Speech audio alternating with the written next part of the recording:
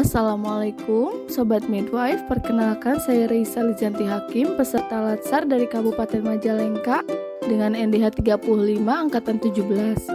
Saya akan menjelaskan pengisian buku KIA versi Ibu Hamil. Bagian cover buku KIA diisi dengan identitas ibu hamil, nik ibu, nomor buku, dikeluarkan tanggal, kabupaten atau kota, provinsi, dan nama fasilitas kesehatan.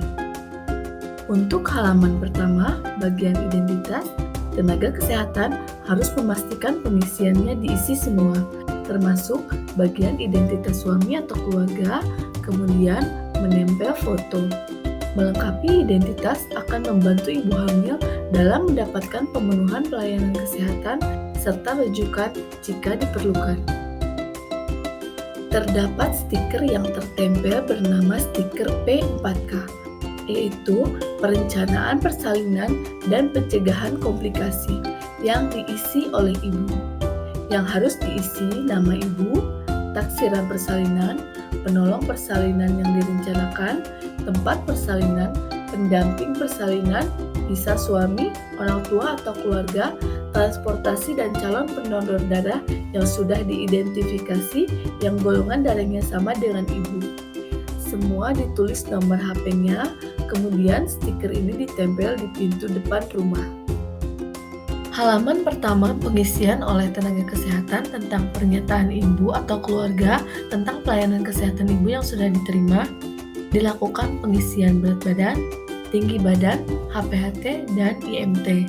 Untuk revisi terbaru pemeriksaan ANC, minimal adalah 6 kali selama kehamilan, 2 kali di trimester 1, 1 kali di trimester 2, dan 3 kali di trimester 3.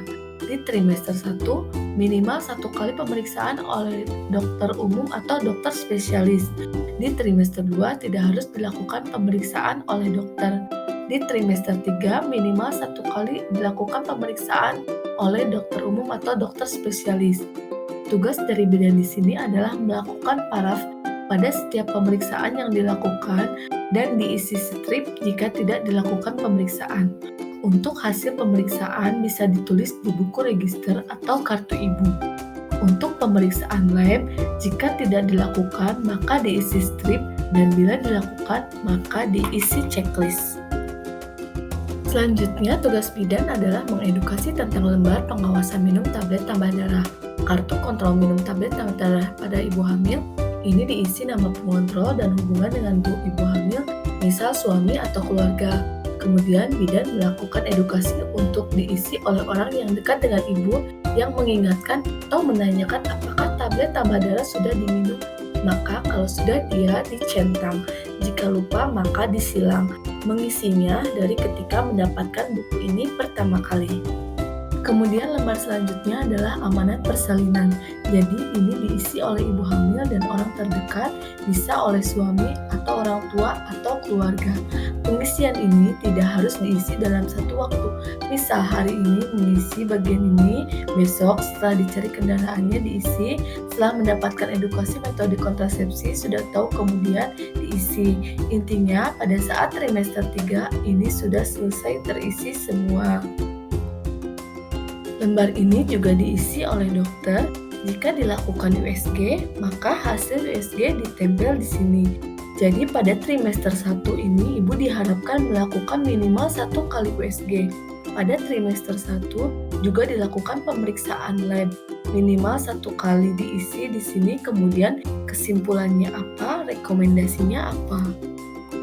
Lembaran ini diisi oleh dokter pada saat trimester 1 bertemu dengan dokter. Kita bahas grafik peningkatan berat badan. Kita isi berat badan pra-kehamilan itu berat badan sebelum hamil. Ibu yang IMT-nya normal, berat badannya itu naik harusnya berada di grafik warna pink. Tidak boleh lebih, tidak boleh kurang. Kalau lebih berarti ibu harus mengatur dietnya. Kalau kurang, dia harus menambah dietnya supaya berat badannya di range normal berwarna pink. Untuk grafik evaluasi kehamilan ini ditulis tanggal dan nama pemeriksa. Di sini dimulai pengisian pada usia kehamilan 12 minggu. Untuk pengisian DJJ ditandai dengan penggunaan silang, TFU ditandai dengan lingkaran. Pengukuran TFU dimulai pada usia kehamilan 20 minggu.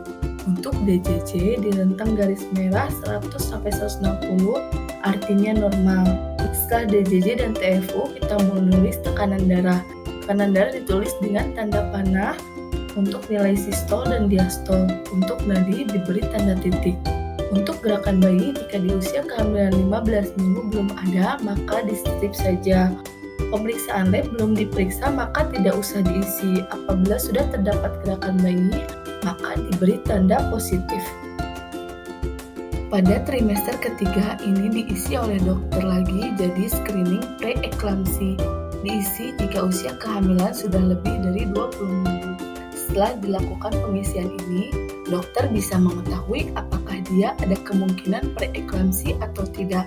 Preeklamsi adalah hipertensi dalam kehamilan, jadi penyumbang angka kematian nomor 2 tertinggi. Penyumbang angka kematian tertinggi nomor 1 adalah perdarahan. Jadi preeklamsi ini harus di-screening seawal mungkin supaya bisa dilakukan manajemen hipertensi. Kemudian lembar selanjutnya diisi oleh dokter pada usia trimester ketiga. Patut diketahui bahwa kepemilikan buku KIA ini dapat mendukung pemenuhan pelayanan kesehatan ibu hamil yang dilakukan oleh puskesmas. Oleh karena itu, jangan lupa untuk selalu menggunakan buku KIA semenjak awal kehamilan. Semoga informasi ini dapat bermanfaat bagi tenaga kesehatan sehingga dapat mendampingi kader ibu hamil dan keluarga. Ibu hamil dapat mendapatkan pelayanan yang berkualitas.